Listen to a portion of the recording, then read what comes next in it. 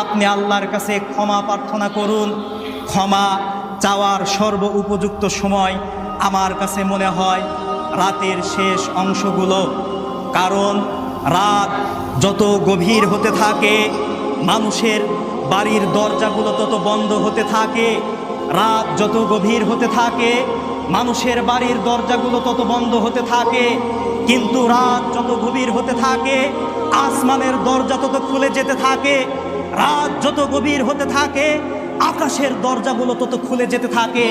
আবু হুরায়রা রাদিয়াল্লাহু তাআলা আনহু বলেন, রাসূল সাল্লাল্লাহু আলাইহি ওয়াসাল্লাম বলছেন, ইন্নাল্লাহা, রাসূল সাল্লাল্লাহু আলাইহি ওয়াসাল্লাম বলছেন, ইয়ানজিলু রাব্বুনা তাবারাকা ওয়া তাআলা কুল্লা লাইলাতিন ইলা সামাঈদ দুনিয়া হিনা ইয়াবকা সুলুসুল লাইলিল আখির।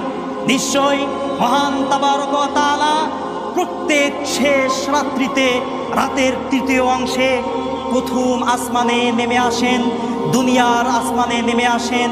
আসার পরে ইয়াকুলু, তিনি বলতে থাকেন, মাইয়াদউনি ফাস্তাজিবা লাহু, বান্দা এ আমাকে ডাকো, আমি তোমার ডাকে সাড়া দিব। মাইয়াসআলুনি ফাউতিয়াহু, কে আমার কাছে কি চাও, আমি তোমার চাওয়াকে পূর্ণ করে দেব। টাকার প্রয়োজন, সম্পদের প্রয়োজন, স্ত্রী সংসারে সুখ শান্তির প্রয়োজন, আমার কাছে চাও, আমি তোমার চাওয়া পূর্ণ করে দিব। রাসূল সাল্লাল্লাহু আলাইহি সাল্লাম বলেন, মহান আল্লাহ বলতে থাকেন, মাইয়াস্তাগফিরুনি ফাআগফিরা লাহু, কার ক্ষমার প্রয়োজন আমার কাছে ক্ষমা চাইতে থাকো, আমি আল্লাহ তোমাদের ক্ষমা করে দেব। ইয়া ইবনে আদম, হে আদম সন্তান, লাউ বালাগাত যুনুবুকা আনাস সামাই, গুনাহ করতে করতে গুনাহ করতে করতে পৃথিবীর পাহাড় সমূহকে পেরিয়ে, দূর পাহাড়কে পেরিয়ে, হিমালয় পাহাড়কে পেরিয়ে, বালাগাত লা আনাস সামাই, আকাশ সমপরিমাণ যদি গুনাহ করে ফেলো আর যদি আমার কাছে ক্ষমা প্রার্থনা করো, গফারতু লাকা ওয়ালা উবালি, আমি আল্লাহ তোমাকে ক্ষমা করতে পরোয়া করি না, দ্বিধাবোধ করি না। রাসূল সাল্লাল্লাহু আলাইহি ওয়াসাল্লাম বলেন, মহান আল্লাহ তাআলা বলেন, ওমান তাকাররাবা ইলাইয়া শিবরন, যে ব্যক্তি আল্লাহর দিকে এক বিঘ পরিমাণ অগ্রসর হয়, তাকাররাবতু ইলাইহি, আল্লাহ বলেন আমি আল্লাহ তাআলা তার দিকে জিরাআন, এক হাত অগ্রসর হই।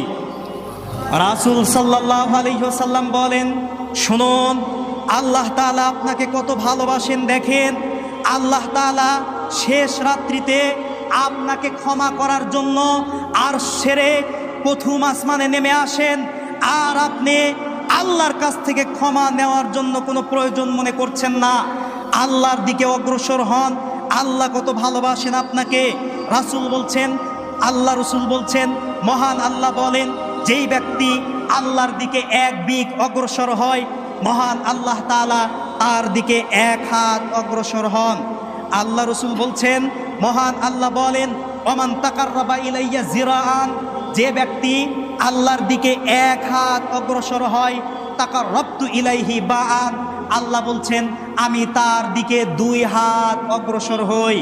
মহান আল্লাহ বলেন, ইদা আকবালা ইয়া ইলাইয়া ইয়ামশি, কোনো বান্দা যখন আমার দিকে হেঁটে হেঁটে আসে, আকবালতু ইলাইহি উহাইবিলু, আমি আল্লাহ তার দিকে দৌড়ে দৌড়ে যাই।